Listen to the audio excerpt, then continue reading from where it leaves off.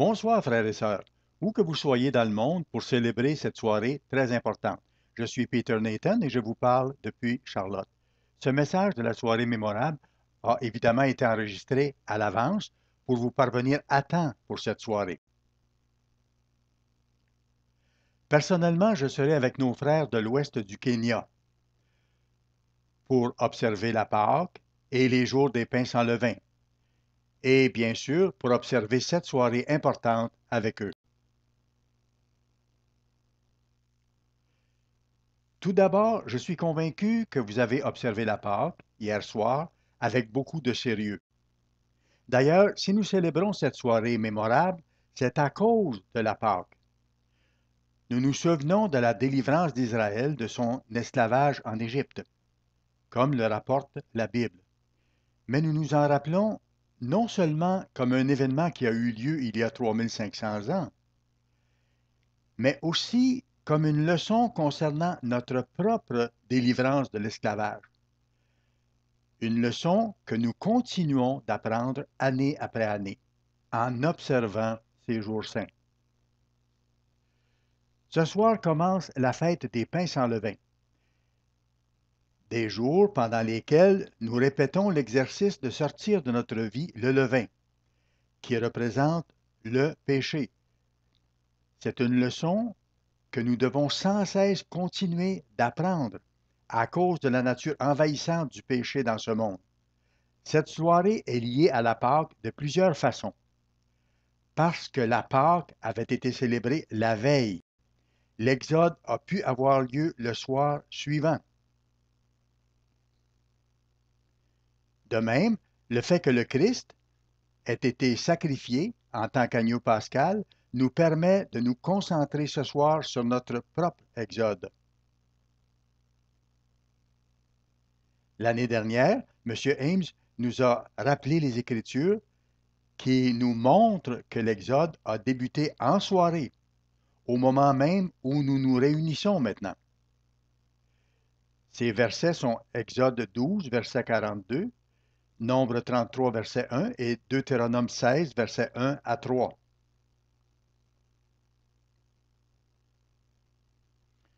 Alors que nous nous réunissons ce soir, il est bon que nous relisions ces versets pour les avoir présents à l'esprit.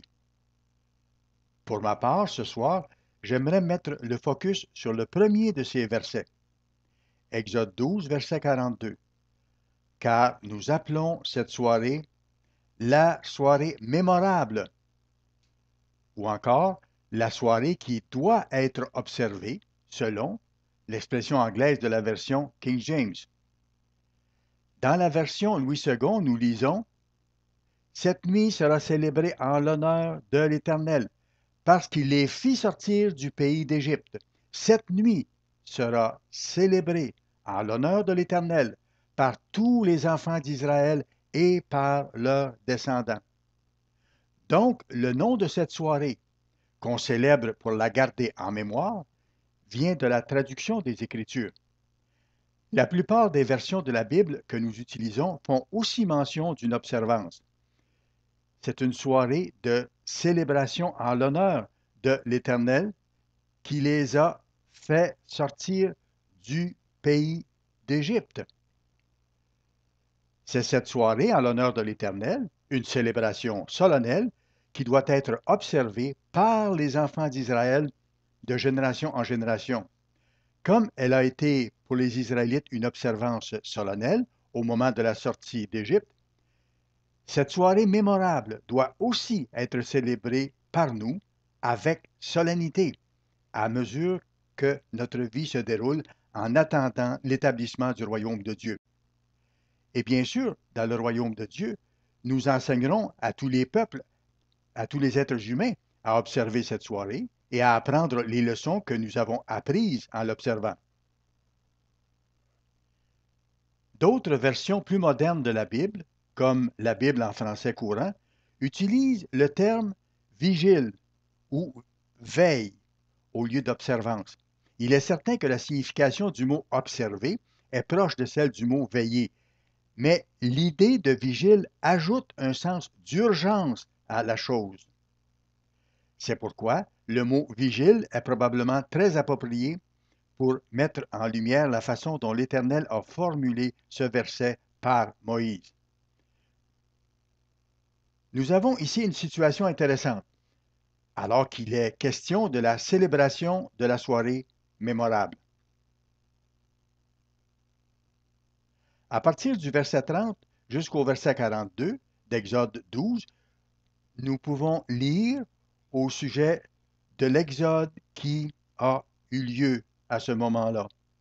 Dans les versets précédents, il était question de la Pâque. Et au verset 43, Moïse mentionne à nouveau la Pâque.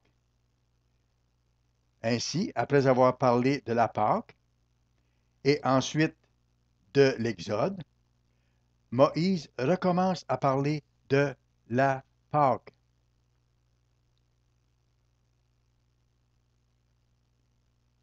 C'est une section importante de la Bible qui a rapport à l'Exode et à la soirée mémorable. C'est intéressant de voir qu'au verset 42, le mot traduit par observance dans la version King James et par veille dans d'autres versions n'apparaît en fait qu'une fois dans la Bible. Cette expression est unique. Elle est liée à la veille et à l'observation. C'est un élément important. Veiller et observer. C'est relié au verbe veiller, préserver, protéger, garder. Des expressions souvent utilisées pour décrire la manière avec laquelle l'Éternel prenait soin d'Israël dans ce temps-là. Peut-être que notre compréhension de ces choses peut être améliorée par la compréhension des jours saints. La Pâque a rapport à la mort de l'agneau et elle a été ultimement accomplie par la mort de Jésus-Christ. La Pâque n'est pas directement liée à l'Exode. L'Exode fut rendu possible. Il a pu avoir lieu à cause de la Pâque. La Pâque devait précéder l'Exode. Les Israélites, après avoir pris la Pâque, auraient pu décider de se coucher tôt le soir suivant et de ne pas quitter l'Égypte. Heureusement, la Bible rapporte que personne ne l'a fait. On ne souligne pas cette possibilité, mais ils auraient pu le faire s'ils avaient voulu. Ils ne pouvaient pas partir avant la Pâque. Elle devait nécessairement avoir lieu avant. Les jours des pains sans levain symbolisent notre sortie du péché, autrement dit notre propre sortie d'Égypte, devenue possible grâce au travail de notre Père céleste par le sacrifice de son Fils. La Pâque, c'était le travail de Dieu. Oh, je sais, les Israélites ont dû mettre du sang sur les poteaux de leur maison. Ils ont dû sacrifier un agneau pour avoir ce sang. Ils ont dû le rôtir d'une certaine manière. Mais en fin de compte, le travail accompli durant cette soirée était celui de Dieu. Il les a épargnés parce qu'ils s'étaient soumis à ses directives. Le principe relatif au pain sans levain exige un travail de notre part, suite au travail de Dieu. Nous devons faire quelque chose. Il est intéressant de noter ce que dit à ce sujet l'apôtre Paul dans 1 Corinthiens 5, versets 6 à 8. Paul s'adresse ici à l'Église et par extension à vous et à moi aujourd'hui. C'est bien à tort que vous vous glorifiez. Ne savez-vous pas qu'un peu de levain fait lever toute la pâte? Faites disparaître le vieux levain, afin que vous soyez une pâte nouvelle, puisque vous êtes sans levain, car Christ, notre Pâque, a été immolé. Cet événement avait eu lieu. Nous pouvons l'affirmer. Il continue en disant, célébrons donc la fête, non avec du vieux levain, non avec un levain de malice et de méchanceté, mais avec les pains sans levain de la pureté et de la vérité. Nous avons une responsabilité, vous et moi, suite au sacrifice de Jésus-Christ en tant qu'agneau pascal. Nous avons la responsabilité de faire quelque chose. La responsabilité nous incombe. Nous avons donc une bonne raison de continuer. Pensons-y.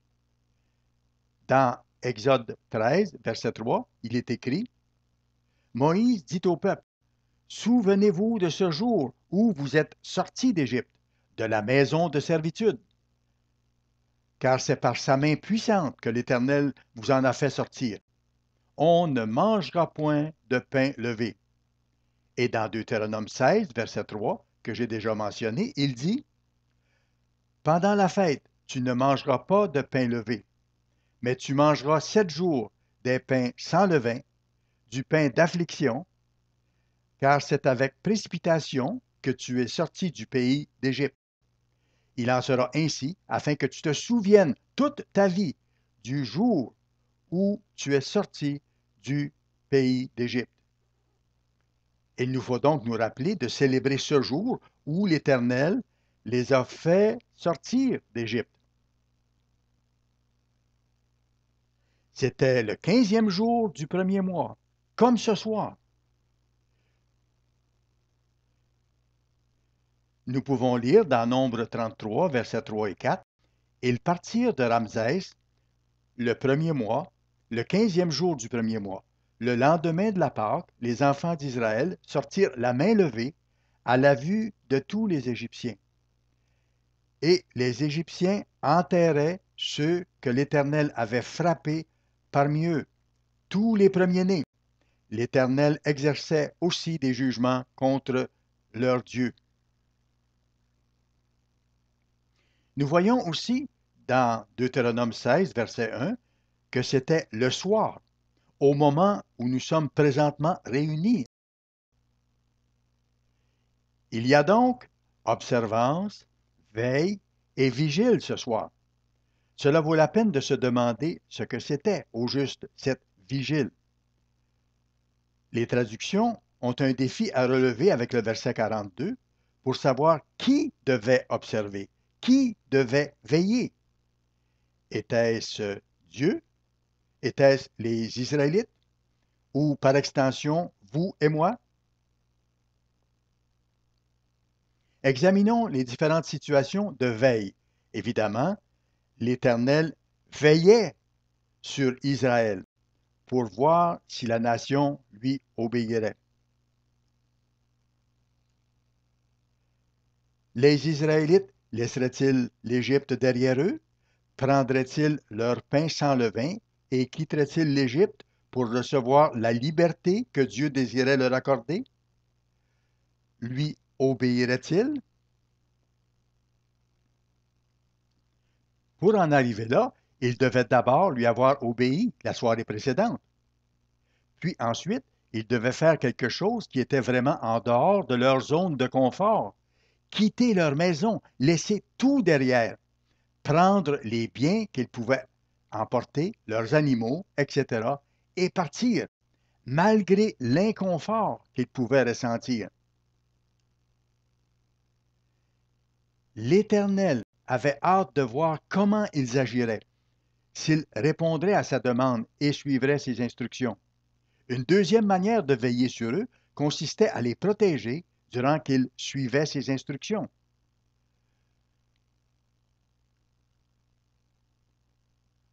Nous pouvons lire que l'Éternel allait devant eux, le jour dans une colonne de nuée pour les guider dans leur chemin, et la nuit dans une colonne de feu pour les éclairer. Cette nuée leur a plusieurs fois servi de protection contre leurs ennemis, même la première semaine avant qu'ils n'arrivent au bord de la mer Rouge. Ainsi l'Éternel veillait sur eux. Il les protégeait et les gardait du mal qu'on aurait pu leur faire. L'Éternel veillait aussi en observant ce qu'il faisait, parce qu'il voulait accomplir le plan que son Père avait conçu pour l'humanité. Et ce qui se produisait sous ses yeux préfigurait ce que vous et moi devons faire maintenant pour sortir du péché. Abandonner tout ce qui a pu constituer notre zone de confort, accepter l'inconfort et ce qui pourrait survenir, en laissant tout derrière. Ainsi l'Éternel veillait, et vous pouvez probablement imaginer les autres préoccupations que Dieu avait à leur sujet. Qu'en était-il de leurs enfants? Ils devaient eux aussi obéir de génération en génération. Sur quoi nous faut-il veiller? À propos de quoi devons-nous être vigilants? Bien sûr, c'est le début de notre propre sortie d'Égypte, hors de notre esclavage, de tout ce qui nous maintenait esclaves du Dieu de ce monde. Nous avons été délivrés et nous pouvons tout laisser derrière.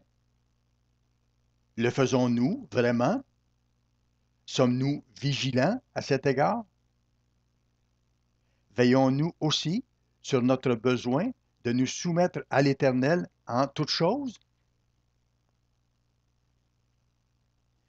Réalisons qu'il prend à cœur notre meilleur intérêt, qu'il veut pour nous ce qu'il y a de mieux, et que le plan de son Père comprend ce qu'il y a de meilleur pour toute l'humanité, des richesses dont nous ne pouvons saisir maintenant toute l'ampleur.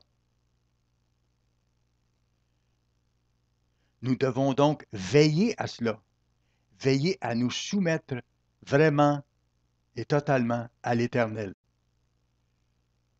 Projetons-nous maintenant 1500 ans après cette première observance de la soirée mémorable dans Exode 12 et comprenons que c'est au même moment que le corps du Christ a été mis au tombeau pour y reposer 3 jours et 3 nuits avant d'être ressuscité par la puissance de notre Père, ressuscité à une vie nouvelle.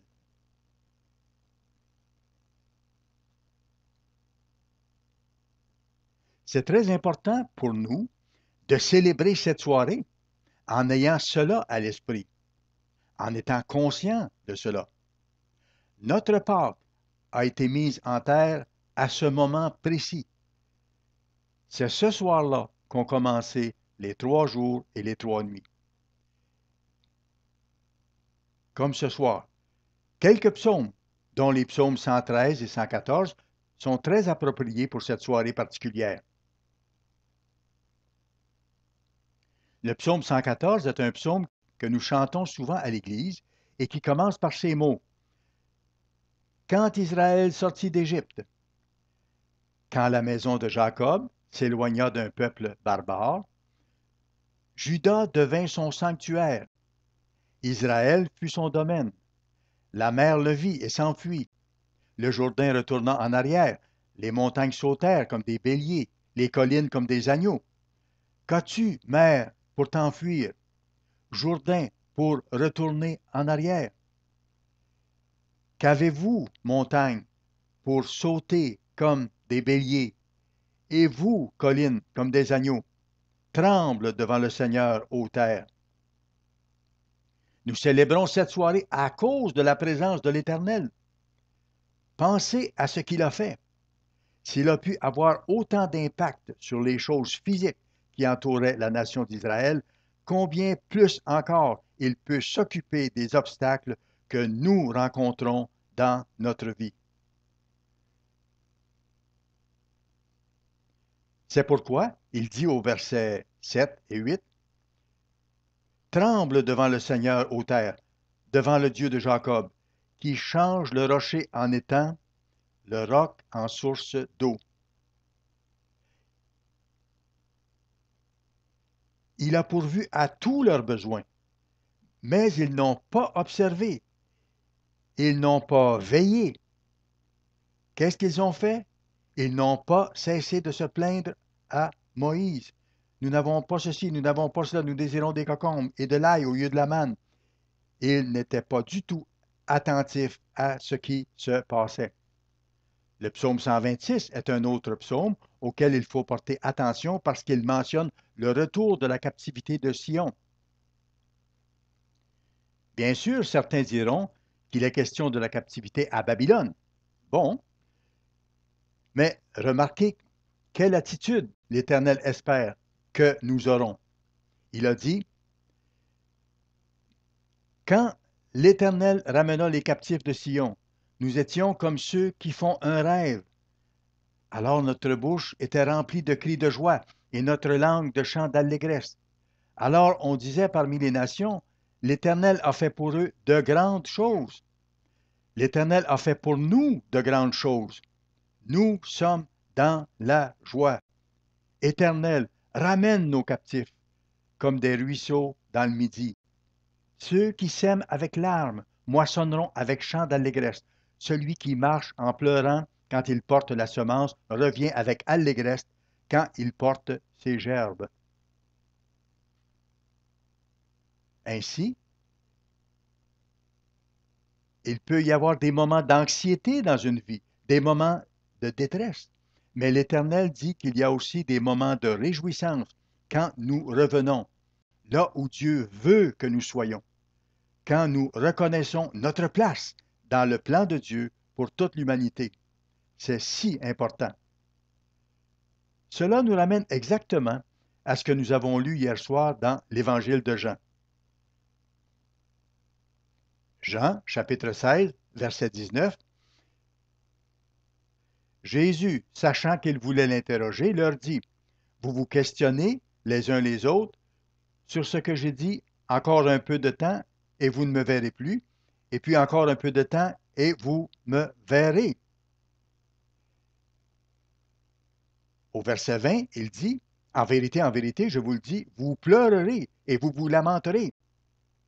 Oui, il y a un temps pour se lamenter, et les disciples allaient le faire. Il dit, vous serez dans la tristesse, mais votre tristesse se changera en joie.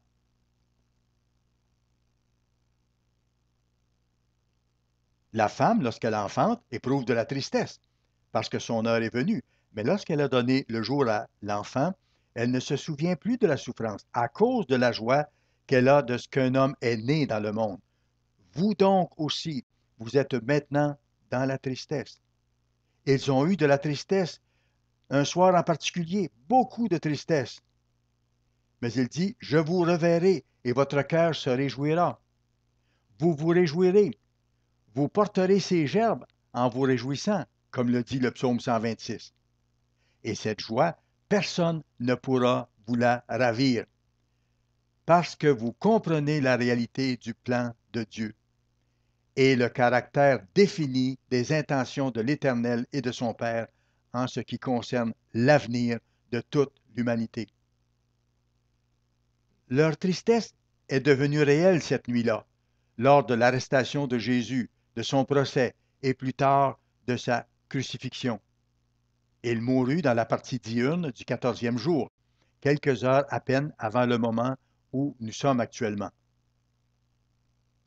Cette année-là, la soirée mémorable fut, pour les siens, une soirée de peur, d'angoisse et de tristesse. Ils n'étaient pas joyeux. Ils craignaient pour leur vie. Pourtant, 3 jours plus tard, leur anxiété, la crainte qu'ils éprouvaient, furent changées en joie par la résurrection de Jésus-Christ. Cette joie ajoutée au Saint-Esprit les a motivés à entreprendre quelque chose de grandiose, la fondation de l'Église de Dieu et la prédication de l'Évangile comme témoignage à une génération perverse.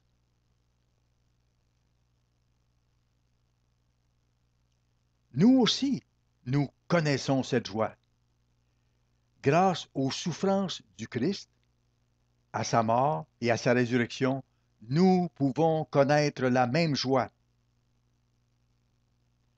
Ce n'est pas seulement la joie d'échapper aux soucis physiques de ce monde, mais la joie d'être libéré de l'esclavage spirituel du monde. Dans Romains 5, versets 6 à 11, l'apôtre Paul mentionne ceci. Car, lorsque nous étions encore sans force, Christ, au temps marqué, est mort pour des impies. À peine mourrait-on pour un juste. Quelqu'un peut-être mourrait pour un homme de bien. Mais Dieu prouve son amour envers nous en ce que lorsque nous étions encore des pécheurs, Christ est mort pour nous.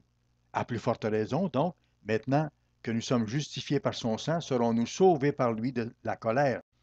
Car si, lorsque nous étions ennemis, nous avons été réconciliés avec Dieu par la mort de son Fils, à plus forte raison, étant réconciliés, serons-nous sauvés par sa vie.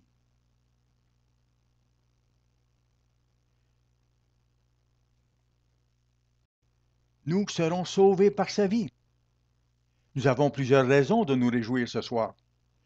Et non seulement cela, mais encore nous nous glorifions en Dieu par notre Seigneur Jésus-Christ, par qui maintenant nous avons obtenu la réconciliation. Nous avons l'occasion d'être réconciliés au Père, d'avoir la pensée du Christ et d'être capables de voir les choses selon sa perspective. Hier soir, nous avons commémoré la mort de Jésus-Christ, le Fils du Très-Haut.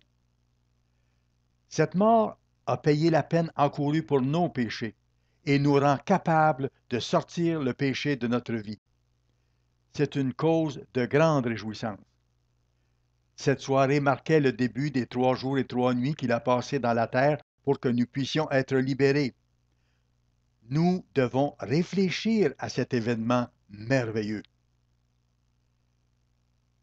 Quand les frères et sœurs aux États-Unis et au Canada verront cette vidéo, nous, au Kenya, nous serons endormis profondément.